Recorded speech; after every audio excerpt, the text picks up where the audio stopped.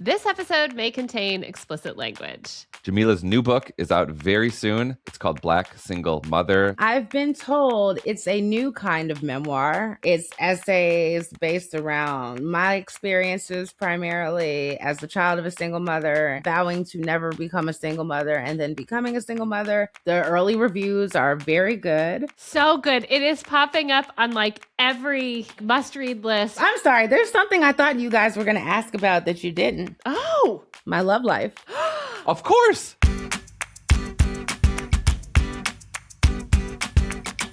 This is Karen Feeding. We're three friends with kids who get together every week to talk life, swap advice, and keep each other sane while we muddle through this weird and wonderful thing called parenting. I'm Elizabeth Newcamp. I write the homeschool and family travel blog, Dutch Goose. I'm the mom to Henry, who's 13, Oliver, who's 11, and Teddy, who's 9.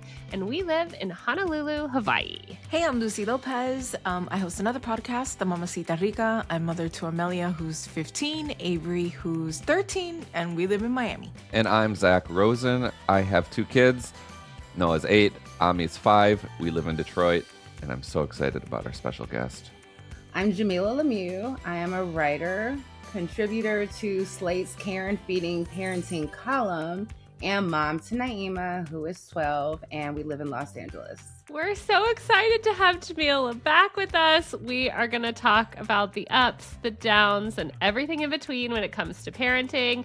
Every week, we commiserate, offer advice, and try to make this feel like the kind of conversation you have with your friends. Jamilah, for those who don't know, is our former co-host and, of course, longtime friend. Jamilah's new book is out very soon. It's called Black Single Mother. So she's going to talk to us about the book, her inspirations, a lot of updates, a lot to get to today. Okay, Jamilah, I've been so excited. I feel like the first time you brought up this book, I was like, where can I buy it? And you were like, I haven't even written it yet. But now your book is coming out, Black Single Mother. Can you tell us what the book's about? Why you're excited that it's here? Yeah. This book took almost 3 years of writing and not writing to complete. It's out March 10th, and it's a combination. I've been told it's a new kind of memoir. I combine, personal storytelling with a look at popular culture and other experts and analysis. And so for the first half of the book, it's essays based around my experiences primarily as the child of a single mother, vowing to never become a single mother and then becoming a single mother. And I reflect on what I learned about single motherhood from TV and media and growing up idolizing the Huxtables and feeling like something was wrong with my family because we didn't look like that. And, I also talk about my experiences with co-parenting and how it's been this really wonderful journey caring for Naima with her father and stepmother. And then the second half of the book, I interviewed 21 other Black single moms, and I turned those conversations into as told to essays.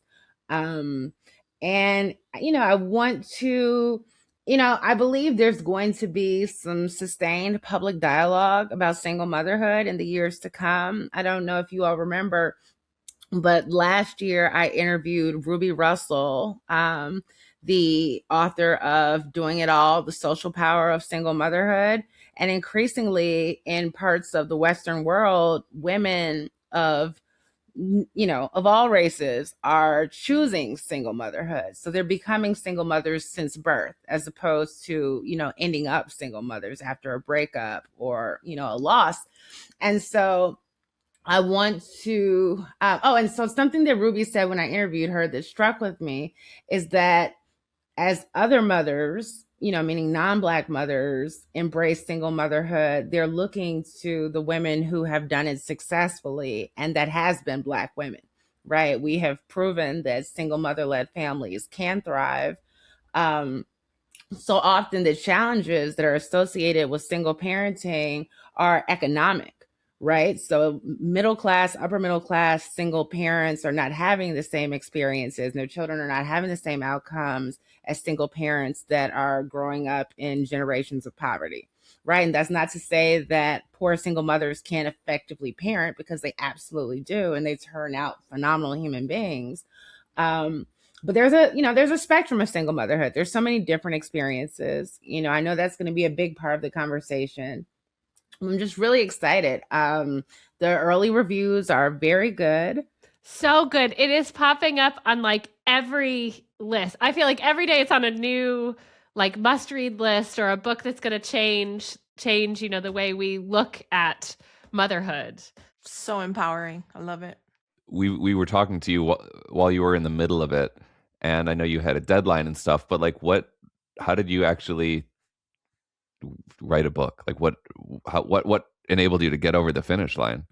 Well, missing my deadline helped. Taking much more time than I was expected helped. But yeah, I mean, it came to me in bursts, like it took a long time to get started, and then a lot came out, and then nothing came out for a while, and then a lot came out. And then finally it was like, I got to bring this thing home. I got to finish this. But I'm really proud of what came together. I think I was nervous, I will say, as a first time author, I expected a lot more guidance and support from the editorial process.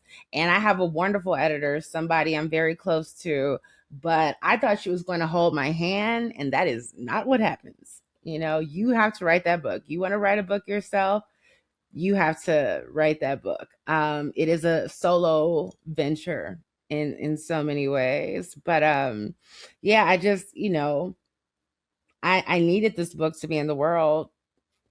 And so I wrote it. I have a question. You mentioned that you interviewed several other single mothers. Were they all Black single moms, or of all backgrounds? All Black. What is the one thing that everyone had in common, aside the fact that they were all Black? Just a tireless devotion to their children. I picked a diverse group of moms. Some of them are friends. Some of them were just from my extended circle. Some of them were people I'd worked with. Some of them were, referred to me because they fit something I was looking for. And the through line was just how devoted they are to their children, how and that their children were thriving, regardless of what their mother's specific circumstances were. The children were, doing well because the mothers had poured so much into them. Is there anything during that interview process that you learned about yourself through them? Well, I was definitely reminded, and I was very clear on this, and this is part of the reason why I chose to include so many other voices, but that I'm very privileged, to have the sort of co-parenting situation that I have. Naima's father and I and stepmother get along incredibly well. We're friends, we support each other, and we divide Naima's time 50-50, which is not common. There were only 2 other mothers I spoke to who had a 50-50 situation. And there were about 5 of them, I would say, that are on a spectrum from, he's doing pretty good, or he's doing great. He's very present, to he's doing all right. In terms of their co-parent, he's doing all right. And the rest, complete deadbeats, just absent. We don't have data that tells us just how much support moms are getting, right? Because we know either involved or not involved, right? But involved is so broad, and to me, the traditional every other weekend arrangement, like, if you worked a job every other weekend, you would not be able to pay your bills. You know what I mean? Yeah. If you saw your partner every other weekend, unless you were long distance, you would say that's not a great relationship. And so the idea that you can effectively parent 4 days out of the month, I think it's preposterous, but that was the standard, in divorces and custody battles for years, that a father would get a shot every other weekend. So I really, am hoping that one of the takeaways for people reading this book is that when a couple separates, that doesn't necessarily mean that the lion's share of the parenting duties must lie with the mother, and that children benefit when, a mother and father come together and say, we're going to, we're going to both be in this, and I'm hoping that we encourage more families to consider a more equitable division of labor. I have friends also who write books, and I'm always asking, like, oh, like, what is like your favorite part of what you wrote? What is the part of your book, Jamilah, that you're like, in this chapter on this page, this is where the sauce is at for you, but that that the listener or the reader is going to be like, yeah, I can't wait to get to that part. I don't know. So I read the audiobook last week. Oh, wow. Which I was very excited about because I wasn't sure if they were going to let me do it. Sometimes they do hire actors. So I read the first half and the second half is read by actors. But I liked so much of it. It's like, that's so good. Good. Like, there are definitely parts that I winced at, like, oh, I shouldn't have included that. I wish I hadn't included that, Really? But just a few stories. And I'm like, did I need to say my white grandmother used Aunt Jemima pancake mix? Did we have to talk about that? Was that necessary? But if you didn't, it wouldn't feel authentic, my friend. If you didn't say that, I would be like, why didn't she say that? I would have said that shit too. So did my Black mother. So did everyone I know. We all used Aunt Jemima pancake mix, and I do mention that. But yeah, I feel really good about it. But I'm just excited for people to read it. I want people to read the whole thing. Do you think Naeema's going to read it? You know what's funny? So if there's a writer named Joan Morgan who I cite in the book, and she's a big inspiration for me. And she wrote a book called When Chicken Heads Come Home to Roost. It's kind of like one of the first hip hop feminist texts. And it came out when I was in 8th grade. And I was so excited to read it. And she has a son who is now so it came out in 1997. And she has a son who's now about 22. And I met him a couple times at parties, which is crazy because I remember him growing up through her stories and narration. And now it's like the first time I met him, we were at a club. I was like, I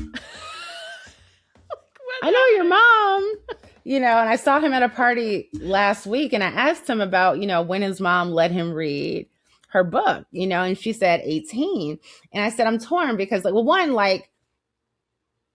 his mom's book is not like about her life. And it's certainly not about like her relationship to his dad and his grandparent, you know what I mean? Like this book is about, in places our family, And so on one hand, and there's even a chapter written to Naeema. And so I'd always thought, I just let her read that,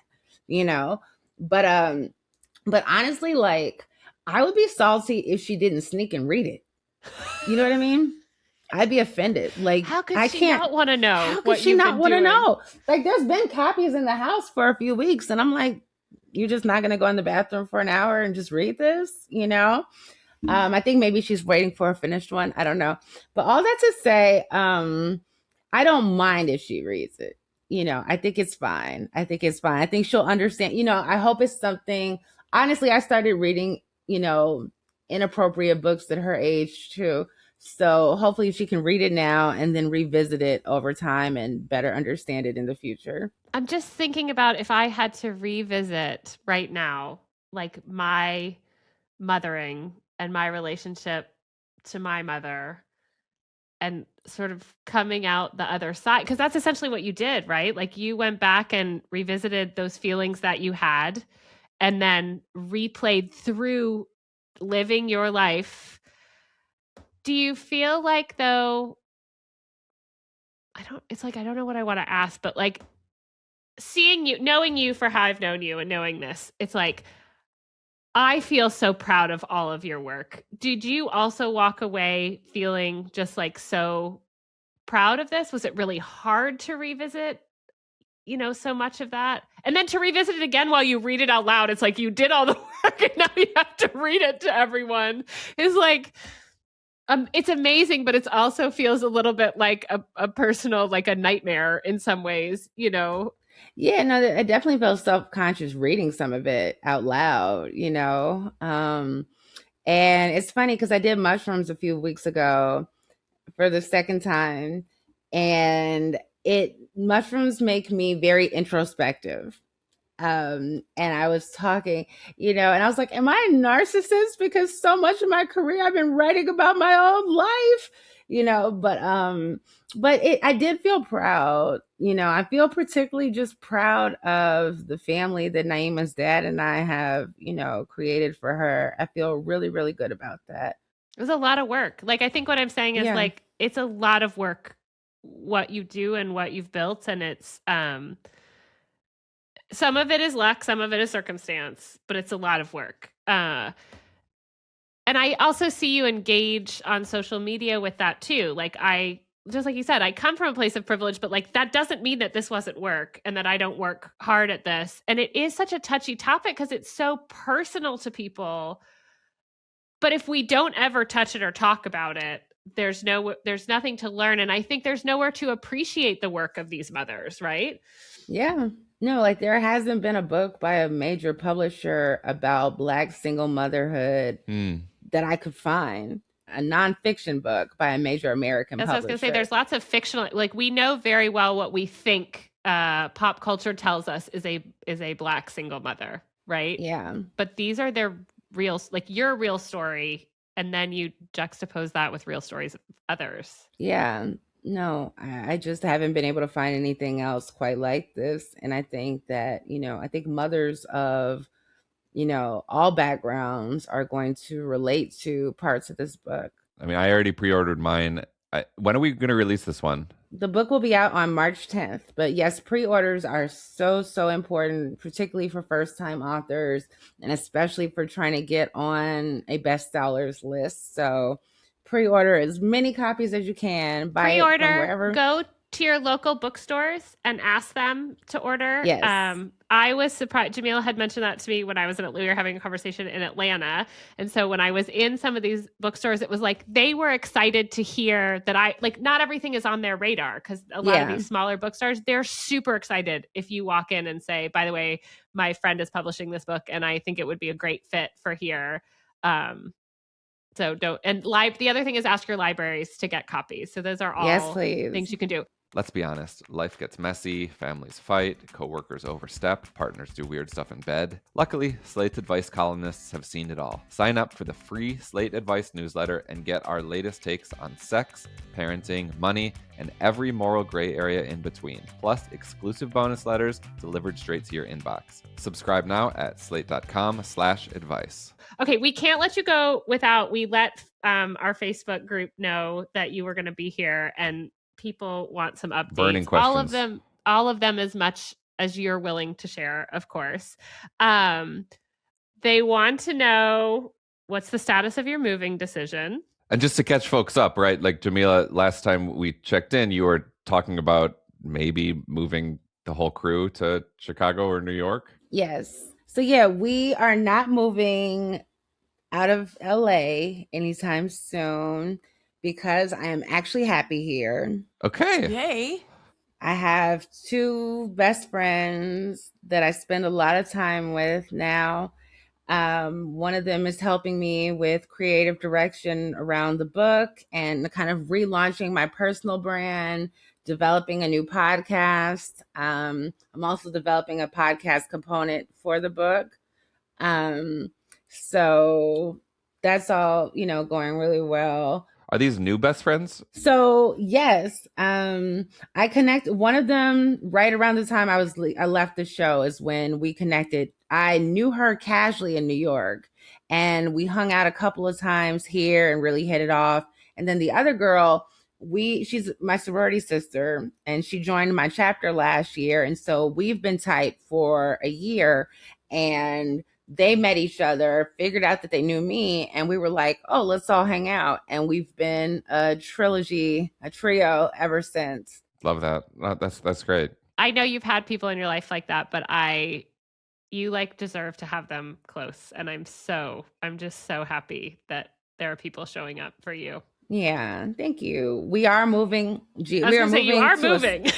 We're moving to, we're going to move to the Black side of LA, save some money, be back with my people. And yeah, I'm really excited about that. Anxious and stressed out about moving. It's a smaller place where, we're downsizing, but not downgrading because we're moving into a really nice place. But yeah, going through that now. Are you excited about decorating though? Because you always have such I feel like getting your space in order is a big deal to you. Yes, I'm looking forward to that. It's going to be great. I was just looking up March 10th for you because I'm big into numbers. That's a really powerful day to launch your book, my friend. Oh, good. Very, very big day. It's International Day of Awesomeness all over the world. Perfect. Yeah, it is. And a musical milestone in 1983, March 10th, Billie Jean, Michael Jackson, #1 video. Wow. There you go. Okay. And There you wait, go. it actually matches a little bit of the vibe. Gloria Gaynor's I Will Survive was like the #1 on March 10th, 1979. From then on out for like 3 years. So Wow. in good company on March 10th, my friend. Very good company. Yeah, I know Judy Blume's memoir is coming out that day. I'm like, thanks, Judy. But I'm hoping that I can convince people, like, while you're there, getting Judy Blume's book. If you're getting Judy Blume's book, you definitely also need this book. Don't walk away without both. Love Judy Blume, but we've had our share of Judy Blume. Let's just get the Jamilah book. Let's make that the priority here, okay? Let's make that happen. No shade to Judy Blume. Wait, but we also need an update on your stand-up. The listeners want to know. Yes, they want to know. Are you still performing stand-up? Yikes. I have not performed. Yikes. I have not performed since June, but I have recently started writing jokes again. Life has been lifing. There's been a lot going on. But I've started writing jokes again, and I do plan on getting back on stage. And I've been toying with the idea of either doing a couple of minutes of stand-up at some of my book tour stops. I was going to say there's a book tour, right? Yeah. Yes. Doing a couple of stops, doing some jokes on my tour. And if not, like doing it stand-up style, just kind of integrating them into, my conversation. Speaking of your book tour, how do people know where you're coming? And if they want you to come to a bookstore near them, how do they make that happen? What I've learned, I thought, the publisher made a significant investment in this book. They're going to send me everywhere. And every other writer I know is like, that's not how it works. People don't even get tours. That's not even a thing for real. And I'm like, no, they're going to send me everywhere. So they planned for me to go to 4 places. New York, DC, LA, and Chicago. So far, we have an event confirmed for March 10th here in LA and March 18th in New York. And we are locking down. So basically, I'm working on other ways of making this a bigger tour. So if you would like for me to come, you can reach out to me at Jamilah@JamilahLemieux.com, and we can talk. But full transparency, there are some things I'm funding myself. I am not working full time, so I am not funding that much. But, there's some stops I'm going to self-fund, and then others I'm working to identify organizations and sponsors that can help. So I've got an organization that committed to support my Atlanta stops. So I will be in Atlanta. And Philly. We have Philly confirmed for March 19th. And so if you go to JamilahLemieux.com, we will have all the dates there. Follow me on social media at Jamilah Lemieux on Instagram and Threads. And if you have an organization or a school, because there's been some talk, I'm hopefully going to be doing DC at Howard. But if you have a school that would like to bring me in, I'm a very experienced college speaker. I've spoke at Harvard. I've spoke at Stanford. I've spoke at the University of Chicago. I've done city schools all over the country. Book me. Anything you want to do to help. If you want to donate, because I'm asking my friends that too. If you want to make a cash donation to this book tour, we will take it because I'm trying to get to as many places as possible. But again, so far, I'm definitely coming to New York, DC, LA, Philadelphia, Atlanta, and Chicago. Wait, how do we make a cash donation directly? Okay, I have every cash app that exists. I'm on PayPal. I'm on Venmo. I'm on Zelle. I'm on What's the other one? Cash App. My Cash App is at Jamilah Lemieux. JamilahLemieux. And your website is the Hub. We can link to that too, right? The Hub. You can email her. You can see what's going on. We can't leave though without everyone just wants to know that Naima's doing well. Oh, I'm sorry. There's something I thought you guys were going to ask about that you didn't. Oh, my love life. Of course. We want to know, but we're also trying to be respectful. No, spill the tea. I have a boyfriend. Oh, okay. Yay! Hey now. He is amazing. I am head over heels. We are quite serious. I will be introducing him to Naima and her dad's family next week. He's wonderful. Let me just tell you about this guy. He drinks a lot of sparkling water and diet sodas and things. So he has a lot of bottles and cans, and he recycles them, and he takes them to get the cash so he can keep the cash in his car to give to homeless people. Oh my gosh. Jamilah. Can you tell us how you met? Yes. He's in a fraternity. They had an event. He's not actually an active member of the chapter. He just went, just a reminder for folks who aren't familiar. I was going to say, Greek-lettered organ. Yeah, Black. Please remind the white people that you're not dating an 18-year-old. I'm not dating a 20-year-old. No. Black fraternities and sororities are a lifelong commitment. People join at all stages of life after college. And so he's my preferred age range. I'm 41. He's 38. Hey, I'm older than my husband. We also have listeners that are going to ask about his height, Jamilah. So tell us, how tall is he? 6'5". That's what you needed. All you people that said she knew. Leave her alone. She knew what she needed. She got herself a 6'5" man. Okay. The last person I dated before him was 5'9". And so God saw that I was willing to compromise. It's his time, not yours, Jamilah. The ultimate. He's like, all right. How often are you seeing him? Oh my God. Every day that I'm not with Naima. Aww. He picks me up, and I've been taking pole dancing classes for a while. I'm still terrible at it, by the way. But I go drop my car at his house, and he will drop me off and wait for me, like run little errands and wait for me and pick me up. He does the same thing. Like sometimes when I go out with my friends, he'll like drop me off, pick me up. Like, oh my God, my friends and I went to this party, and he was dropping me off there, and like we ended up in the parking lot at the same time as them, and the parking lot was kind of far from the entrance to the party. So he was like, okay, I'll just follow you guys and drive you to the door.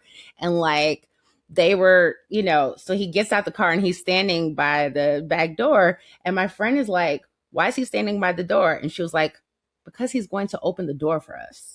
Like he's such a gentleman. Like, it's just, he's just so sweet. He's so kind. He's just one of the nicest people I've ever met. I like everything about him. He just makes me feel like a princess. He just treats me so well. Are you at all nervous about Naima meeting him, or no? Like, no.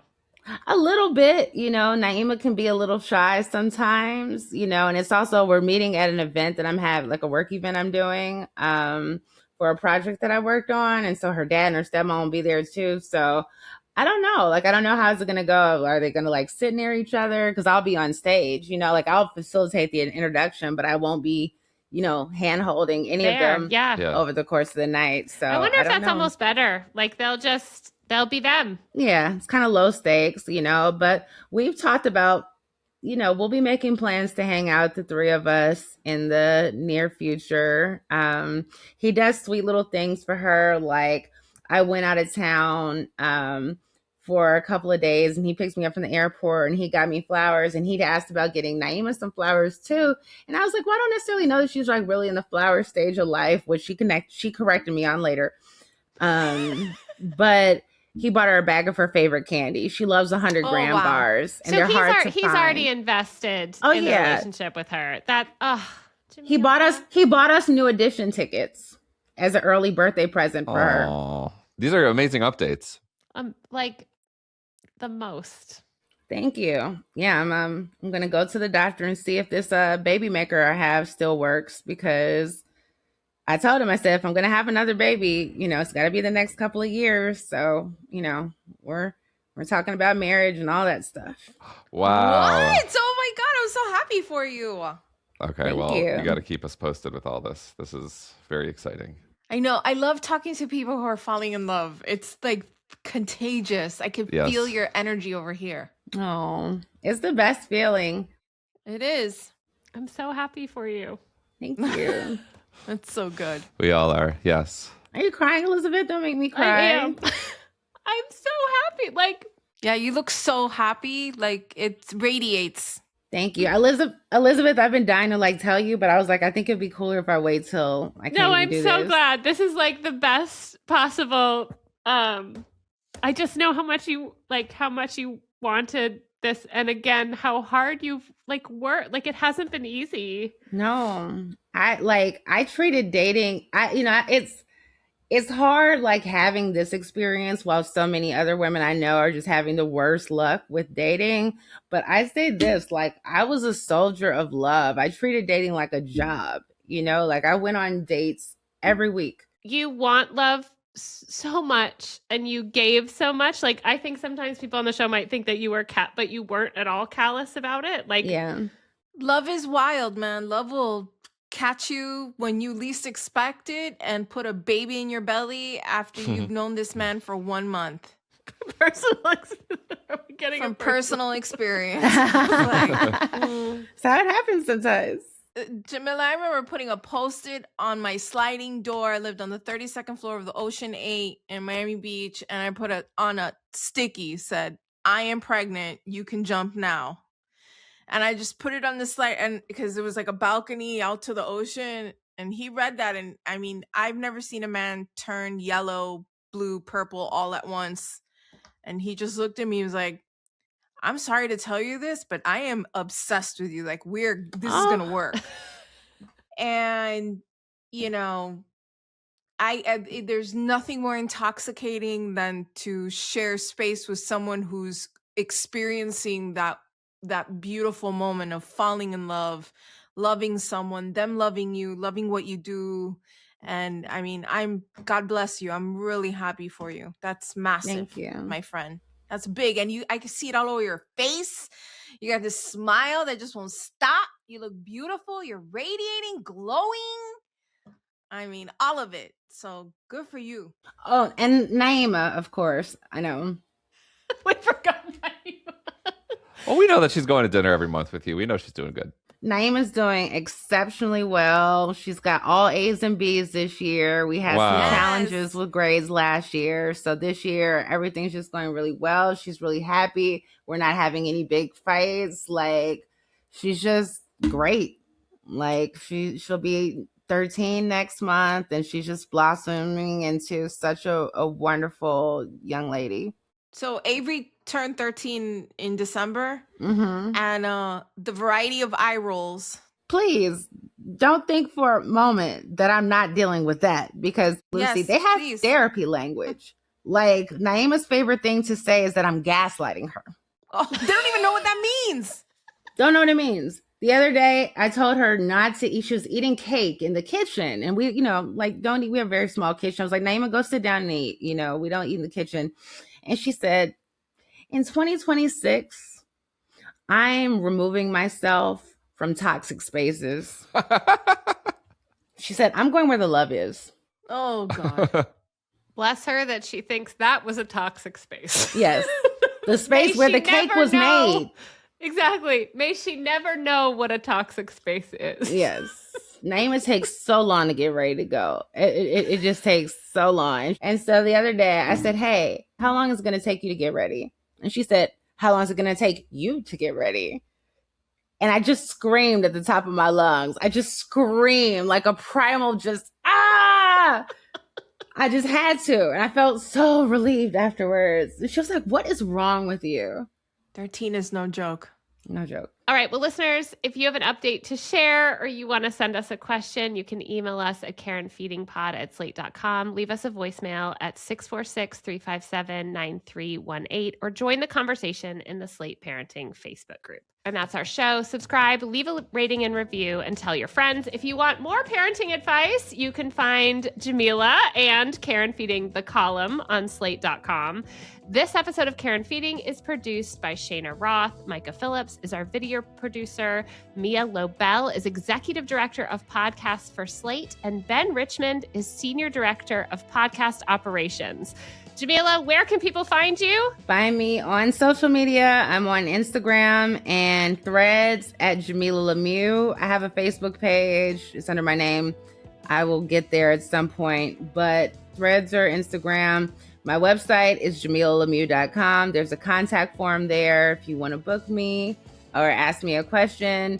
My my booking email is booking@JamilahLemieux.com.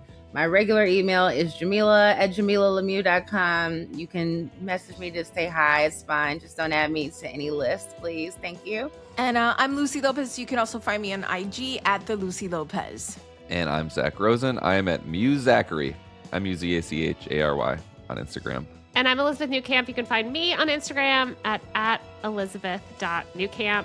Thanks for listening. We'll see you back here on Monday. If you want more no-nonsense advice about parenting, relationships, money, and everything else life throws your way, sign up for the Slate Advice newsletter. A special thanks to our Slate Plus members. If you haven't already, consider joining. Slate Plus members get unlimited access to all of Slate's journalism and help support our independent reporting.